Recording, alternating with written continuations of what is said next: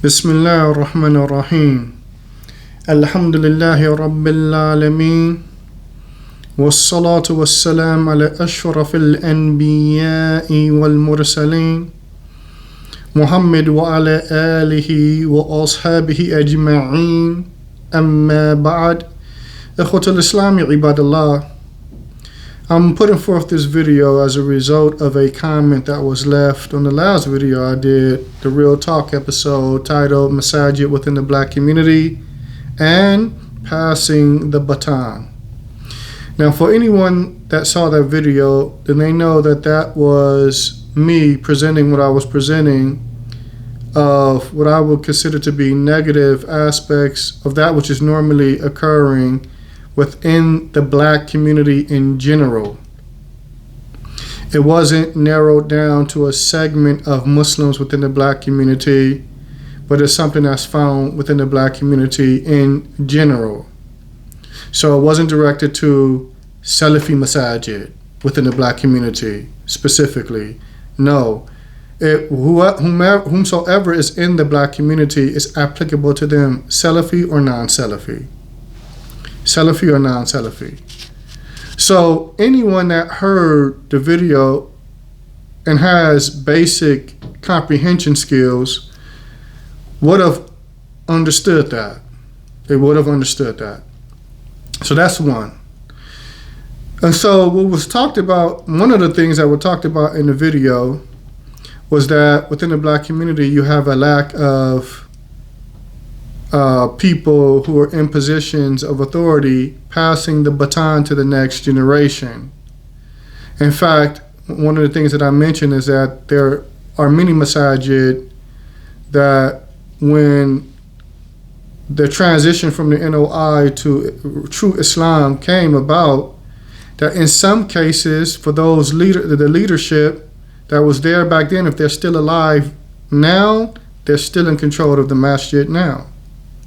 Even if the original imam isn't alive, but the people that were around him directly are still in play, and some of them may be in a early to mid to late 70s, still the authority over the masjid, while younger people don't play a real vital role in the masjid at all. They're not being taught on how to run the masjid or groomed to be able to take over the masjid. This is just a reality. And this is general throughout the black community. But there was a comment that was left, and I believe that it is a comment from someone who's tone deaf. And we'll get to what exactly is meant by tone deaf. But let me read the comment first. The comment is, first and foremost, a person starts off with the salams. Assalamu alaikum wa rahmatullahi wa barakatuh. Well, I think he didn't go that far with the wa barakatuh part, but labas. And then he continues, do you think a Muslim would pick a young student of knowledge over a Sheikh Farid Abdullah? Especially when all the people you mention need to go back and sit with elder sheikh like Sheikh Fawzan, Sheikh Muhsin Abbad, and others. So this particular comment, there are some insinuations here. It's actually a negative comment. Or at least I perceive it as a negative comment. And it's a tone deaf comment. The commentator is obviously tone deaf. Obviously he didn't get the point and the purpose of the talk. But I felt the need to do a video concerning this because there are certain things that were said that illustrate this person being tone deaf. And if anybody for some reason would have the understanding that this commentator had or has, then I think it would be of benefit addressing the realities of things. So first and foremost, before I go into this, now I'm going to quote the statement of Allah Tabaraka wa Ta'ala in Surah Al-Hijr, where he says, وَلَا فَتَحْنَا عَلَيْهِمْ بَابًا مِنَ السَّمَاءِ فَضَلُّوا فِيهِ يَعْرُجُونَ. And if we were to open up for them a door into the heaven, into the heavens, and they ascended continuously, yani towards the heavens, لَقَالُوا, then surely they will say, إِنَّمَا سُكِّرَتْ أَبْصَارُنَا, they will surely say that our eyes, our sight, have become dazzled, as it's translated in some of the translations. As it's translated in some of the translations. بَلْ نَحْنُ قَوْمٌ مَسْحُورُونَ. On the contrary, we are a bewitched people. We are a bewitched people. Somebody put magic on us. Somebody put magic on us.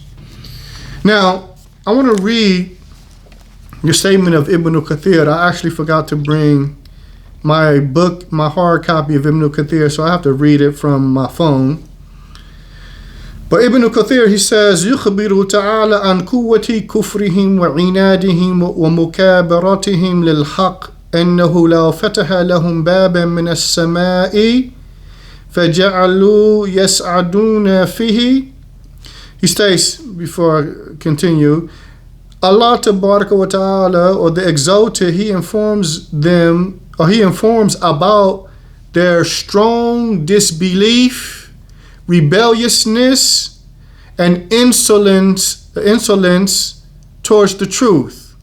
I believe I'm pronouncing that right. Towards the truth.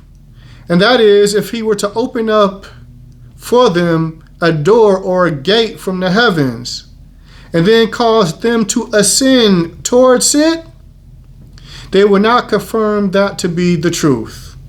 They will not confirm that to be the truth. On the contrary, they would say, indeed, our eyes or our sight has been dazzled. And then he goes into stating with some of the scholars of the past, from the Tabi'een and some from the companions, what they stated, what was intended by our sight is sukkirat absaruna. And so he quotes Mujahid and Ad-Dhahak saying that their sight has been blocked. And he quotes Qatada and Ibn Abbas stating that our sight has been seized. And he quotes Al-Awfi and Ibn Abbas, from Ibn Abbas, that what's intended by this is that it seemed to be like this, or it appeared to be like this, and we are only bewitched. And then he quotes Al-Kalbi or Kulabi, and I could be mispronouncing his name. Our sight has been blinded. And other than that, from the explanations, you guys get the point.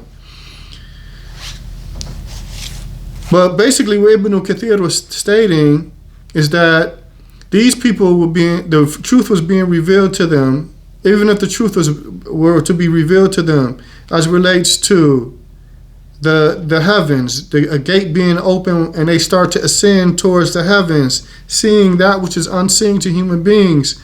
They wouldn't accept that due to their strength, their severeness, and their disbelief, and their rebelliousness, and in their arrogance or insolence to the truth. That they wouldn't be able to accept that. Now, so this is that disease that they have in their heart that's preventing them from seeing that truth. Now, I believe that there are some people, although they don't reach the extent of kufr, but they have diseases in their heart from hiqd, from bitterness, from self-amazement. They're amazed at their opinions, from evil thoughts of other Muslims. And these types of people are self-sabotaging. They sabotage themselves, or they sabotage the dawah. They're low ambitioned. They're always putting roadblocks in front and trying to justify that with the religion. And trying to justify that with the religion because of their own low ambition. The religion doesn't, when you look at the principles and in certain circumstances, the principles don't back whatever it is that they're saying. And I think that I know that for one of the reasons is because these types of people are tone deaf. They're similar to these people. You could show that they could be looking at reality and literally be seeing something else. You could be looking at the reality of a gate opened up to the heavens and even start to ascend towards it. And they start saying, no, this is what's going on. This isn't a reality. We're bewitched. Somebody put magic on us. A sorcerer, did this and that to me. They'll start coming up with stupid conclusions to justify the rejecting of what they're clearly seeing live and in living color. And that's exactly what, as far as I'm concerned, this tone deaf commentator did. That there's a reality as it relates to what the video was about, and there's a reality, that video was facing the reality of what's going on in the black community in general, not specific to any group of people within that community, but in general. But this person comes back with an assessment like this. So first and foremost, we want to understand, what is tone deaf? What is tone deaf? What do I mean when I say that this commentator is tone deaf? And the point of this video, I hope this commentator looks at this video so that hopefully he can broaden his horizon on things. But tone deaf is lacking sensitivity or perception. He's not properly perceiving something, especially in matters of public opinion, taste, or sentiment. Right? And so that's someone who's tone deaf. He could be looking at reality, but he has a false perception of that reality. Now, let's go into the comments to illustrate how this person is tone deaf. Right? And it seemed like these types of people who are tone deaf like this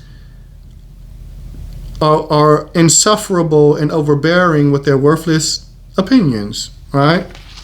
So let's take a look at this individual. So he stated that, do you think a Muslim will pick a young student of knowledge over a Sheikh Farid Abdullah? Right, let's stop right there. We're going to illustrate how tone deaf, how this person's perception of reality is off. How many Sheikh Farid Abdullah types are in the U.S. right now? We got 50 states, and there's black communities in all 50 states. Right? Or just about all 50 states. I don't know about Hawaii and Alaska, But just about all 50 states, there are black communities. And I'm pretty sure there are masajid within those communities. Name me 10 for Sheikh Farid Abdullah types. Name me 10. In fact, name me 5. In fact, name me 3. If you start naming people's names, then that shows that your perception of reality is off, because Sheikh Farid Abdullah was exceptional. Even people in his own peer group would tell you that he's exceptional. He was exceptional. Or rahimahullah. Just go ask Sheikh Dawood Adib. He'll tell you that, that man was exceptional. He stood out from everybody else. He was exceptional. So when a person says, do you think a Muslim would pick a young student of knowledge over a Sheikh Farid Abdullah? What other Sheikh Farid Abdullahs are out there? What are you talking about? This is in khilaf of reality. This is in khilaf of reality to even state that there's other Sheikh Farid Abdullahs out there. And Allah knows best. You're hard pressed to find them. But then, Sheikh Farid Abdullah is actually a bad example for this commentator to even bring up, because Sheikh Farid has passed away.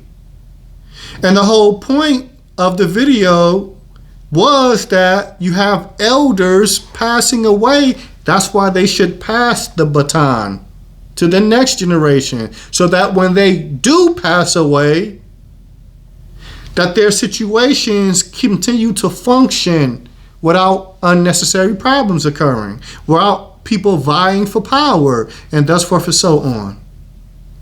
Sheikh Farid Abdullah left LA prior to his death by years. The masjid that he was teaching at, Masjid al-Mu'min, they have a structure. They're still moving. They're still ongoing. They still have youth going there. They have a community. That masjid is always open. So to use Sheikh Farid, that is actually a bad example to use for those two. For one, because of the fact that there isn't in the U.S. that I know of people that are like him. And then two, because he himself passed away. And then three, his situation in masjid that he was at wasn't left like some of these other masajid that I'm talking about, that I was talking about. So as far as I'm concerned, that was a bad example to even bring that up, to even bring the Shaykh up, rahimahullah. Two, he goes on to state, especially when all the people you mentioned need to go back and sit with elder sheikh. And of course, he means kibar ulama, the major scholars. My question would be, if you're not a major scholar, then who wouldn't need to sit with the major scholars? It doesn't matter what level that you're on in terms of knowledge. If you have not reached the level of major scholar, then to a degree you're in need of sitting with the major scholars. Nobody's exempt from that. Nobody is exempt from that. So it's as if this person is trying to insinuate that the people I mentioned, and we'll go to shortly who I mentioned, that the people I mentioned are unqualified to be in a position. These young students of knowledge that I allegedly mentioned are not qualified to be in a position of taking the baton from elders who don't have their qualifications. A lot of the elders within our community, they inherited those positions, especially, again, in our community, the majority of the masajid were once NOI temples, and then when Warthuddin took over, they became masajid.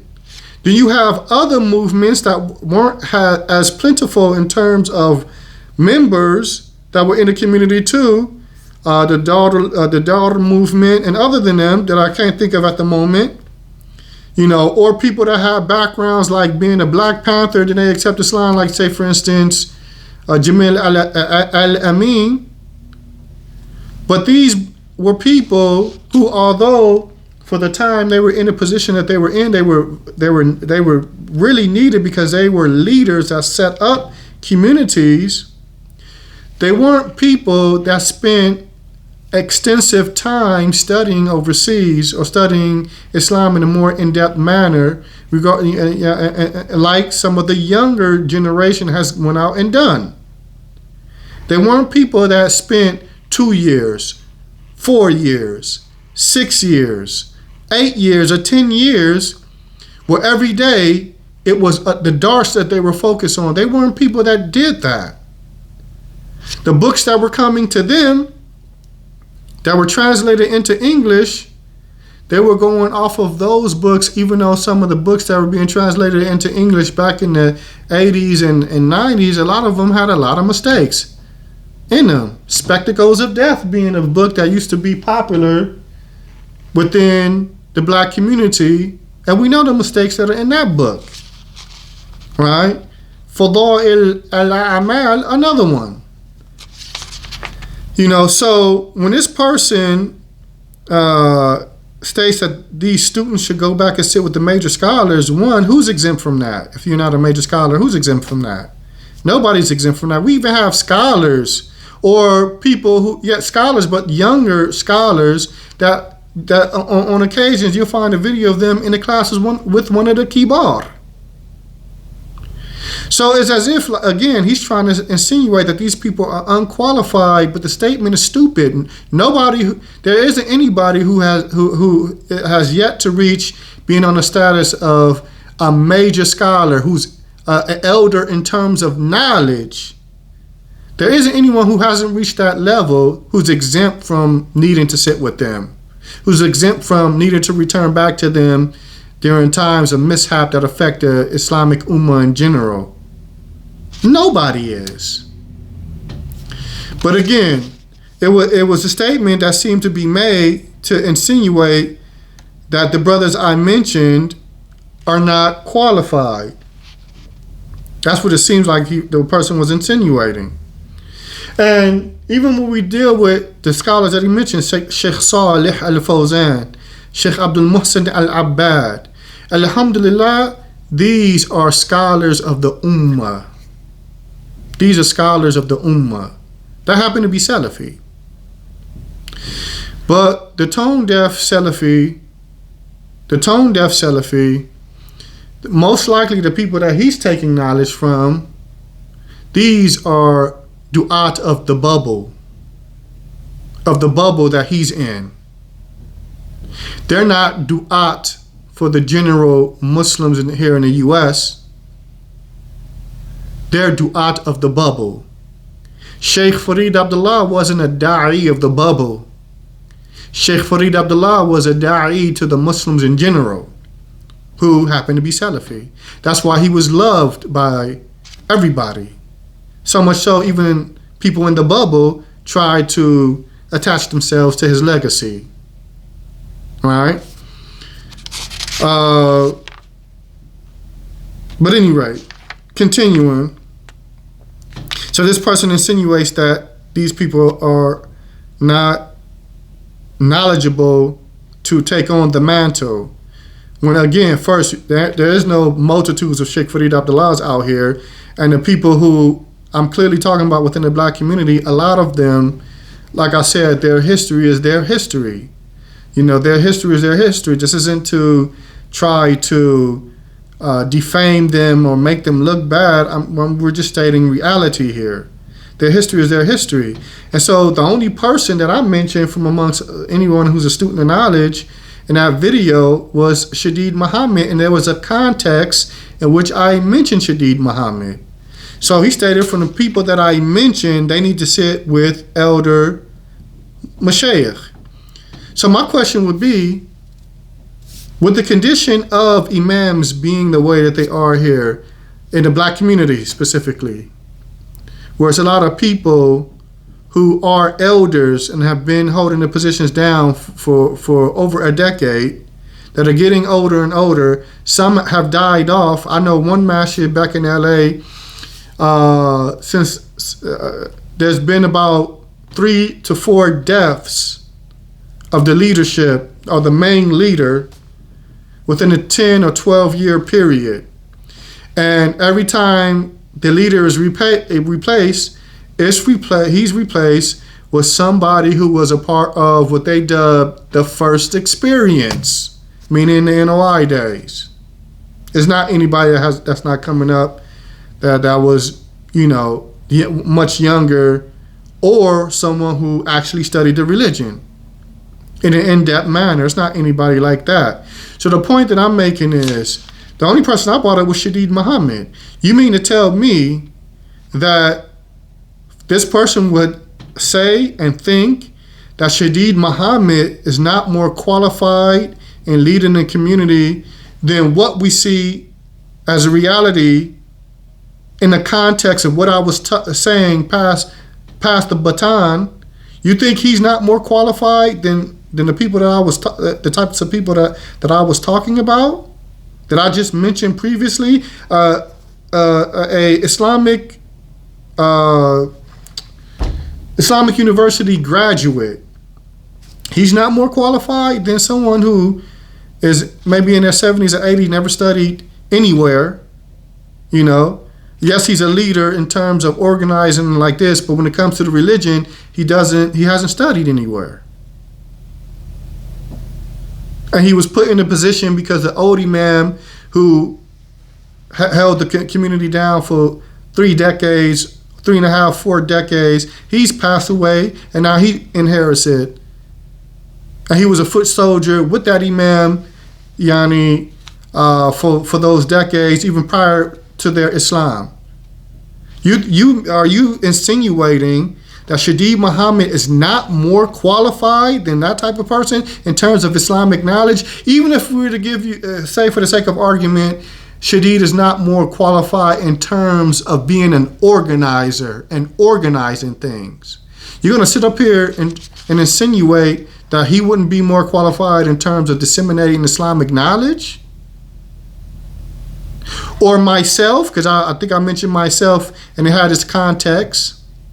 Or any other brother that's similar to us, the Abu Yusuf Khalifas, the Abu Abdus Salam Siddiq al-Juyanis, the Tahir Wyatts, the Hanif Foses, and that's what for so on. The names I'm trying to bring up names, and as I'm on the spot doing this recording, my brain always blanks. The point that I'm making is these brothers are not more qualified? Or is this just a tone deaf understanding of what's going on over here? Is this just false perception personified? Or false perception being demonstrated by way of this silly little comment that was made?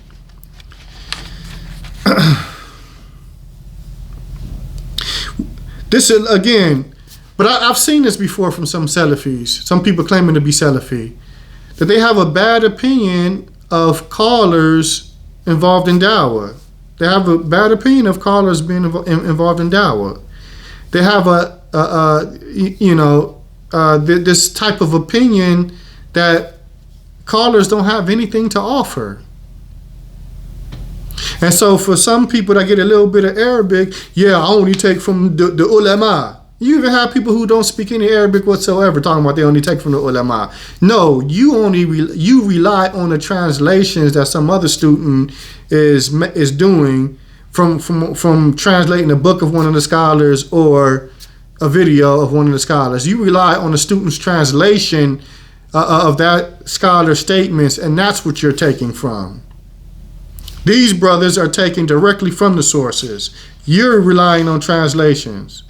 I even heard that it was one guy who's totally unqualified tell another brother that studied for like 4 to 6 years that the only difference between us and you is that y'all have the Arabic language.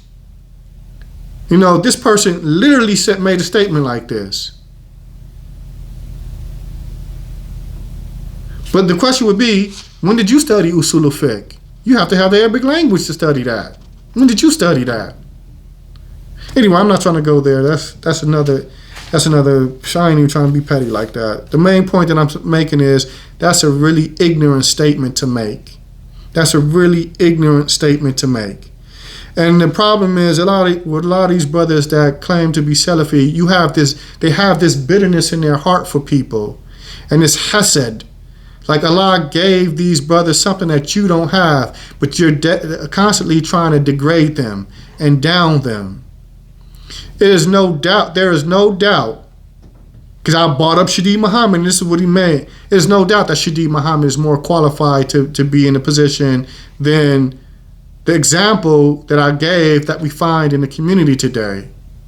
Even if, like I said, even if he's not an organizer like that, but he still has better understanding of the religion. I remember one time I was in one community, as an issue came up, a sister was being oppressed in marriage, and the husband was acting like he didn't want to divorce her, but it was clearly some oppression taking place. And my opinion was asked, and I said, just issue the sister a khula. And the imam didn't know what a khula was. I had to explain it to him. I had to explain to him what a khula is. This is somebody that's handling these types of affairs. He had never heard of it. And this man had been the imam of his masjid for like 3 decades. He had never heard of it. I remember when I was in upstate New York one time, I was at a wedding. Some brother got up there. He was a former imam, but he had a strong position in the masjid that was disestablished out there, elder. I go to a marriage, and this brother performs the marriage. He gets up there, khutbah tahajjud, he starts spitting and pontificating, and brothers and this and that, and sister, the wali, you can always go back to your wali, and he's running, he's just going, he's talking. Right? But then eventually he gets to the point where he says, and that concludes the marriage. I'm like, what? That concludes the marriage? I said, where was the offering? I had to cut in before everybody got up. I said, 1 second, brother. I said, I never heard an offering from the wali or the wakil of the sister and an acceptance from the groom. That needs to be done. That's what we're coming to witness. The imam, this so-called imam, didn't know what I was talking about. He started going back and forth with me, but the person who was getting married knew exactly what I was talking about. And so what he ended up doing, he ended up having the wakil do just, no, you have to offer her to me, and I have to accept it. And he ended up making sure that offering was made, and it was clear whose hand was being offered in marriage, and then he accepted it, right? But then this so-called imam, this man had been performing marriages for 2 or 3 days, kept coming back to me, trying to argue me on that point, tried to say I was wrong. I had to tell him, listen, bro, you don't have to take what I said. Just call your favorite da'i, who you trust. He even called somebody and misrepresented the situation in order to still come back and say, you were wrong. I'm talking about myself. And of course, I went back to the brother who he talked to. And I told him, no, this is what happened. And he explained to me, oh, well, he actually didn't tell me this. He said this. But this man had been marrying people for years. For years he had been marrying people without an offering and acceptance being made in a ceremony. Anyway, so this is why this is tone deaf. Because I'm pretty sure Shadeed Muhammad knows that. So this is tone deaf. This person making this comment is tone deaf. He's not looking at the reality of things over here in the U.S. As long as a da'i stays within his lane and doesn't go beyond his lane, man, he could teach. And he's more qualified to be in that position than some of these types of people that we find within the black community. In fact, this student of knowledge is a medium between the community and the scholars. How is that? How is that? Because he teaches the people that which he learned from the scholars. That which he learned and became proficient in and has certainty in, he teaches that to the people. And that's how he is a medium between the people and the scholars. And like I said, as long as he doesn't transgress or go beyond his ability, he stays safe. But these imams, these types of imams that I'm talking about, go beyond their ability all the time. Some of them don't understand, like the example of the brother that I gave about the marriage ceremony. Didn't know how marriage was performed in al-Islam and tried to argue me. And all I was trying to do is make sure that the situation was done properly. And alhamdulillah, it was done properly. So what did this person expect? Does he expect, because there isn't multitudes of Sheikh Farid Abdullahs out here. So what does this person expect? That these students should just keep quiet and not say nothing? What should they do? What solution does this person have in light of the fact of the reality that we have within our communities? Allah Tabaraka wa Ta'ala, He teaches us, إِنَ الَّذِينَ يَكْتُمُونَ مَا أَنزَلْنَا مِنَ الْبَيِّنَاتِ وَالْهُدَى مِنْ بَعْدِ مَا بَيَّنَّاهُ لِلنَّاسِ فِي الْكِتَابِ أُولَٰئِكَ يَلْعَنُهُمُ اللَّهُ وَيَلْعَنُهُمُ اللاعنون. Sometimes I get tongue-tied, right?